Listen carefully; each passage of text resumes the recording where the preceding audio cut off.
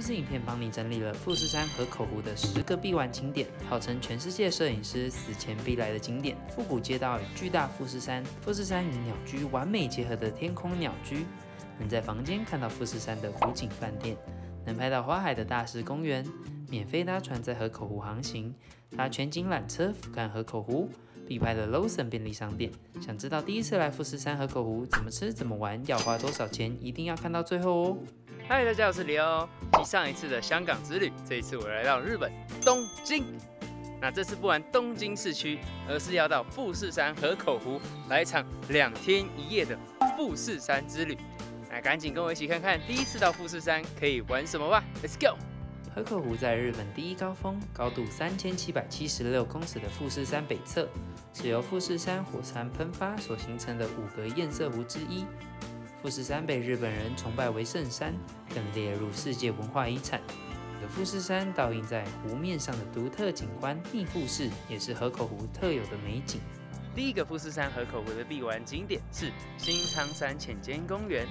新仓山浅间公园是来欣赏富士山一定要来的超热门景点，它甚至被评为全世界摄影师死前一定要来的21个地方之一。那在这一边呢，我们可以看到五重塔、钟灵塔，还有整个吉田市的市景跟富士山。新仓山浅间公园设有一个非常大的观景台，所以这个五重塔跟富士山还有吉田市景同框的绝美景色是大家都能拍出来的。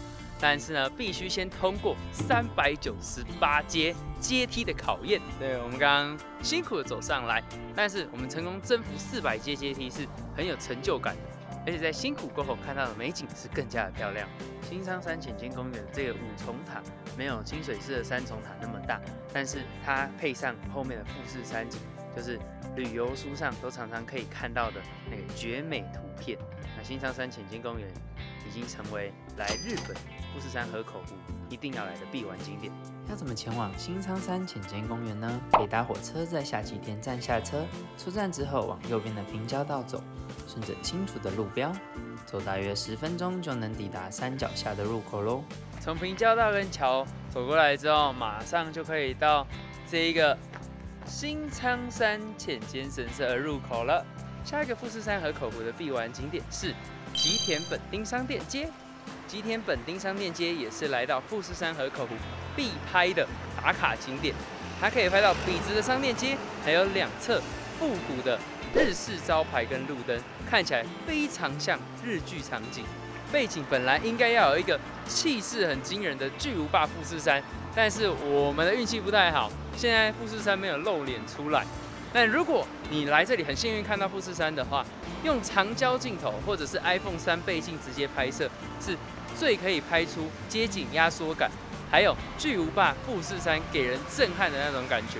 但是因为有很多观光客会在这边拍照，有一些甚至会任意穿越马路，太危险，他们还派了交通警察在这一边，所以大家来的时候也尽量不要任意穿越马路，要注意安全。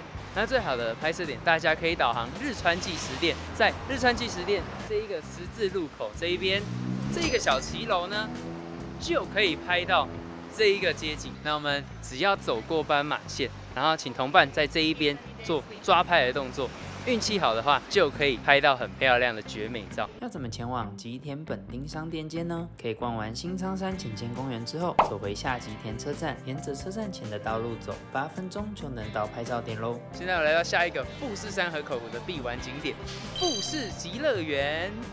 富士极乐园有许多游乐设施，而且都是偏向比较刺激的。这里有4大超级刺激的云霄飞车，像我身后那个最大的，就是号称云霄飞车之王的 Fujiyama， 它是全球第10块、第8高、第5长的云霄飞车，拥有多项金氏世界纪录的认证。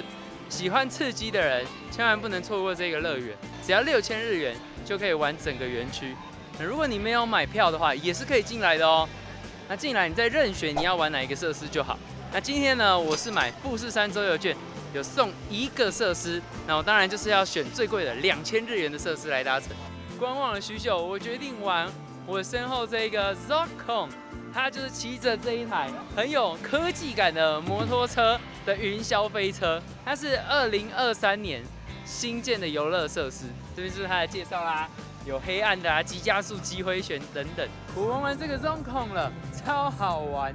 它骑着那个摩托车的时候，它前面还有一个很赞的音效。就是播着好听的日文音乐，然后还有搭配声光效果，而且整个速度非常快哦，比看起来还要快很多。我觉得有一定的刺激度，但是它又不会有那种翻转360度的，真的是很好入手的云霄飞车啦，就是小朋友也敢玩的。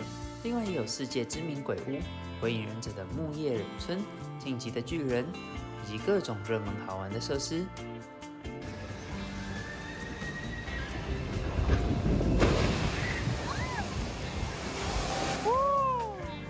那园区不只有很多刺激的设施，还有很多小商店，可以在这边玩累的时候休息，补充一点体力。要怎么前往富士急乐园呢？那我们只要搭到富士急乐园的火车站一出来，就是富士急乐园喽，非常方便。来到富士急乐园之后，我们要拿富士山周游券到柜台换成他们的入园门票才可以。听说日本的摩斯汉堡比较好吃，所以我们就到了车站点了摩斯汉堡。我点的这个是期间限定的牛汉堡，还没有番茄，然后加了一颗蛋，看起来超好吃。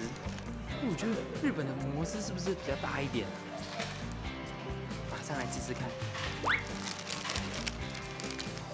这个确实超酥的，我觉得摩斯汉堡本来就很好吃，但日本的好像真的更好吃一点，更香，然后更有那种现做新鲜的味道。外国的月亮比较圆，外国的汉堡比较香。试试看他们的薯条。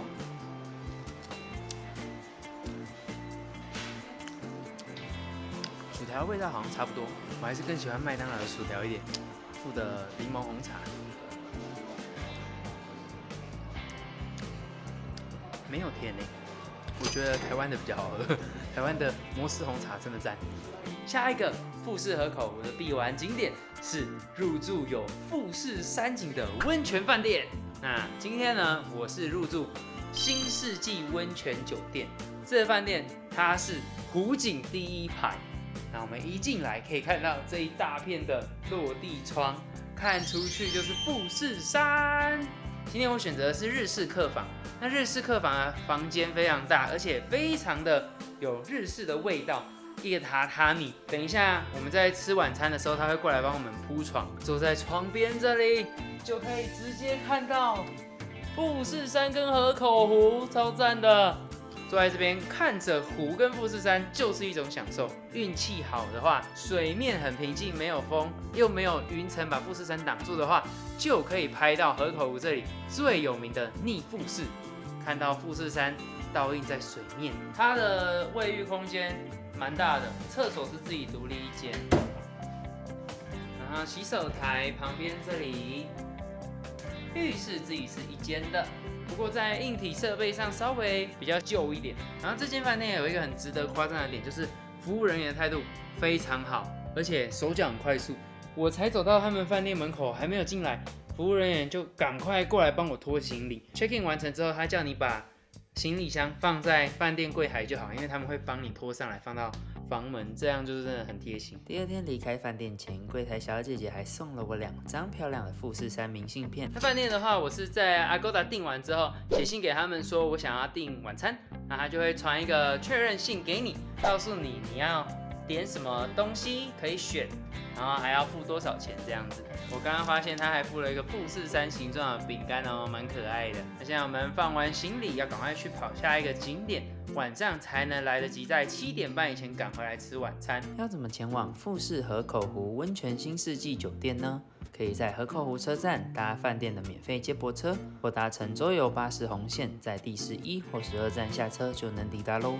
下一个富士山河口湖的必玩景点是大石公园。大石公园这一边不只可以看到富士山，还可以看到这一整片的花海。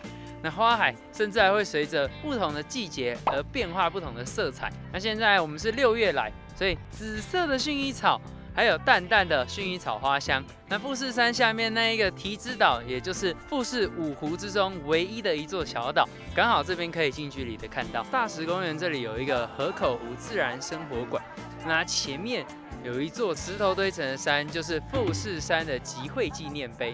它收集了日本各地有252个地方，都有叫做富士名字的山岳，它把他们的石头一个一个收集过来，堆成这一座纪念碑。可以看得出日本人想要守护富士山的决心。那在河口湖自然生活馆里面，就是有很多的商店啊，还有一些农产品，还有好吃的冰淇淋。我买了一支2号的有巨峰葡萄跟麝香葡萄的冰淇淋，看起来好漂亮，而且它下面的饼干是那种巧克力饼干，很绵密，好吃哎！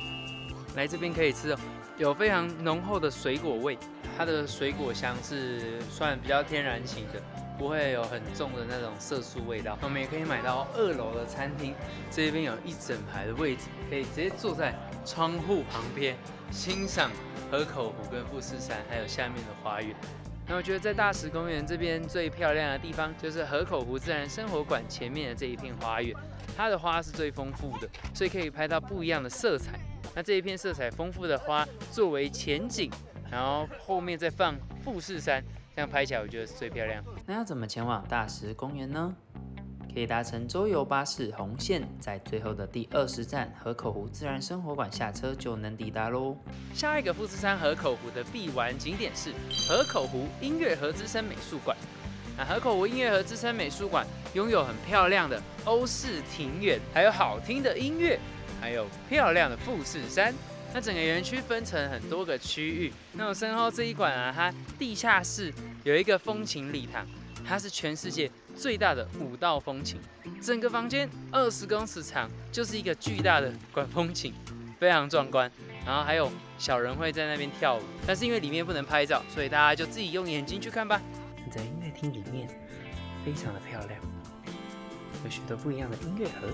它的音乐厅里还有一个原本要安装在铁达尼号给头等舱顾客开眼界的自动演奏乐器，但因为它那时候还没有做好，所以才得以幸存下来。在这个欧式庄园，看着已经渐渐探出头来的富士山，这个景色有点梦幻，好像在童话故事里的场景。那么后面这个 Museum Shop 里面就有许多的纪念品，还有一些看起来很精致的音乐盒。然后 Museum Shop 前面还有一只巨大的金色犀牛，看起来非常华丽，金光闪闪。然后旁边还有一个很可爱的小屋，这个小屋里面啊，就是会有一些宫崎骏相关的东西，像是龙猫，然后还有放着龙猫的音乐。要怎么前往河口湖音乐盒资深美术馆呢？可以搭乘周游巴士红线，在第15站下车就能抵达喽。回饭店吃晚餐前还看到漂亮的晚霞。这附近没什么吃的，订他们的晚餐是最佳选择。我们的晚餐超级丰盛的，这个是牛肉寿喜烧餐，然后这个是富士山产的餐。它整个餐呢，除了主菜不一样以外，都有附天妇罗、虾子鱼丸跟竹笋，中间的是鱼肉豆腐跟小沙拉，半熟蛋让你当酱料配，然后还有沙西米。富士山也是非常丰盛，还有虾子贝，还有一只螃蟹脚。今天的晚餐吃差不多了，我觉得整个分量超级多，吃完有够饱的。最好吃的我觉得是热热的炊饭，还有牛肉寿喜烧。牛肉寿喜烧的话有点偏咸，要配着饭吃才不会觉得太咸，是比较日本的味道。炊饭的话，我觉得它调味超级简单，但是配着下面一点点的锅巴，甜咸甜咸的超好吃，吃到粒粒分明，然后又可以吃到炊饭那种软黏软黏的感觉，很赞。现在已经上到甜点，甜点是樱桃、哈密瓜跟一个小蛋糕。哇，真的是很丰盛。不过呢，它的摆盘为了让大家可以一次就看得很漂亮，所以你如果太晚来吃的话，像炸物那一些冷掉就不好吃了。所以一定要记得6点的时候他们开吃，就要赶快过来吃了。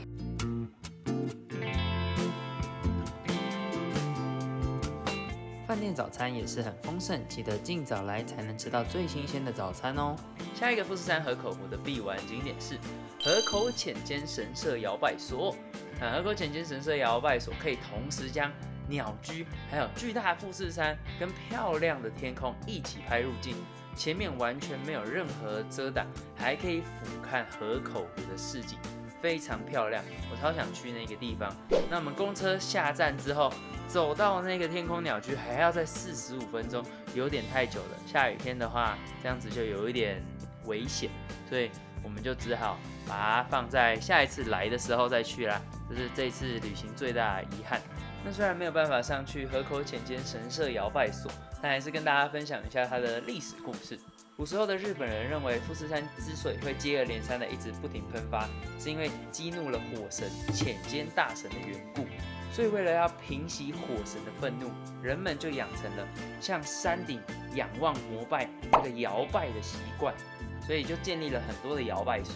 那这也就是河口浅间神社摇摆所设立的由来。如果你很幸运遇到好天气，那就是一个人缴交100日元的入场费，就可以在那边拍3分钟。那因为现场排队的人会非常多，所以呢，记得一定要早一点到，越早到越好。那因为它要前往比较不易，所以我很推荐大家在去之前先看一下他们的即时影像。你可以看到他在山上那一边可不可以看到富士山。如果步行看到的话，那就不要上去，不然你爬了45分钟过去之后，什么都看不到，应该会生气。那天空鸟居即时影像的网站，我一样放在底下的资讯栏分享给大家。那如果你跟我一样是住新世纪酒店的话，他们也很贴心，有一个 QR 码，扫进去就可以告诉你怎么样去河口浅间神社摇摆所的2种方法。要怎么前往河口浅间神社摇摆所呢？可以搭乘每15分钟一班的周游巴士红线，在第15站河口湖音乐盒之森站下车，走45分钟。如果运气好的话，搭班距1小时以上的当地巴士，在邮局站下车后走30分钟也能抵达哦。下一个富士山河口湖的必玩景点是搭乘河口湖游览船天晴号环湖一周。天晴号的外观是以战国时代隶属于甲斐武田军的水军他们的安载船作为设计的概念。那船身非常的日式，很有战国时代的味道。我这次一样是使用富士山的周游券，直接把票券给工作人员看，就能免费搭乘1次，非常方便。这个天晴号它是有2层的，下层是属于室内的空间，上层的甲板可以360度的看到整个富士河口湖。那现在我们要从河口湖畔的天晴栈桥出港了，等一下我们就要前往那一边的河口湖大桥。我们马上要穿越河口湖大桥啦！穿过河口湖大桥后，能在船上享受富士山的湖光山色。如果运气很好，甚至有机会可以拍到湖面上映出富士山倒影，传说中的逆富士。那进来，如果我们是选择搭到下层的话，它下层的空间是有空调的，很舒服，然后是以白木搭配这种榻榻米的座椅，很有日式的风格。电视就是等一下会讲解一些历史跟文化。衣架上也挂有甲斐武田军的服装，可以借来拍几张纪念照。要怎么前往河口湖游览船天晴号呢？可以搭乘周游巴士红线，在第9站游览船站下车后，从河口湖车站走11分钟也能抵达哦。下一个富士山河口湖的必玩景点是天上山公园。天上山公园可以正面直接看到富士山，还有下面的河口湖市景。那前往天上山公园可以搭乘这个全景缆车，是最快最方便可以前往天上山公园的方法。然后我们一样使用富士山周游券就可以免费搭乘。富士山全景缆车的车厢都是透明玻璃，可以从缆车内俯瞰下方河口湖的美丽景色。下缆车之后就到了天上山公园。这一边啊，虽然是在山上，但是有很多这种扶手的斜坡，可以让老人家或者是有轮椅的人也可以轻松的到达哦。然后下面这边我们就可以看到刚刚我们搭乘天晴号游的河口湖，还可以看到富士五湖唯一的岛屿提之岛。在天上山公园视野最好的就是这个凸出来的观景台，它就在这个战国广场的旁边。那我们只要从缆车上来到天上山公园之后，小走一小段山路，大概5分钟，在经过咔嚓咔嚓3档秋千之后，就可以抵达这里。不过这里就没有轮椅的坡道，那就只能步行上来。爬上来之后，就可以看到最漂亮的富士山，还有下面的市景。这边看过去，整个超壮观。很可惜，现在富士山爷爷的头只露了一小撮出来而已。这一边还有一个 QR code 扫描，你扫描之后付款完，它会从上面一个最好的角度帮你拍照。那拍出来，你再看看你要不要付钱，就可以拍出像这样子的画面。天上山公园还有天上之钟、兔子神社，可以让游客打卡拍照。一旁的狸猫茶屋也有卖一些小点心跟伴手礼。要前往河口湖天上山公园，只要在搭完天晴号之后，往显眼的缆车站走，就可以搭全景缆车上山喽。古田信玄的战国广场，如果找不到的话，可以搜寻这个地标。下一个富士山河口湖的必玩景点是我身后这些 Lawson 便利商店。Lawson 便利商店它的品牌颜色是蓝色跟白色，跟富士山是一样的，所以呢，跟富士山摆在一起的时候就非常协调，不会很突兀。那这一间河口湖车站前面的这一间 Lawson 啊，它后面的富士山，在天气好的时候看起来就会像这一间 Lawson 的屋顶，所以就会有很多人想要来这边拍这间 Lawson。但是因为太多观光客了，有时候会影响到当地的交通，因为摄影师都会站在对面，然后有时候甚至会穿越马路，所以影响到安全。那当地政府就在对面架设了那个黑幕，高2.5米，宽20米，来防止摄影师突然穿越马路。那我们现在就是只能站在这一边马路的这一侧，然后拍摄这个 Lawson 的便利商店。那也要注意这边，同时也是停车场，所以也是要注意安全，不要被车撞到了。那我们也要记得，到了当地就要遵守规定，不要造成当地居民的困扰，这样才是一个好的观光客哦。要前往 Lawson 便利商店，只要搭到河口湖车站。出车站之后往左走，没走几步就可以到达喽。以上就是10个富士山河口湖的必玩景点。我觉得富士山真的非常壮观，但真的有点吃运气，它很容易跟你玩躲猫猫。运气好的话，真的是看到会觉得非常的身心舒畅。有来东京的人，真的可以搭富士回游或者巴士过来河口湖2日游、3日游。这样是最好的，比较不会玩得那么赶。那我一样把可以用到的优惠票券连结，还有实用的即时天气资讯连结，都放在下面的资讯栏，有兴趣的人可以看看。那我们下次影片见喽，拜拜。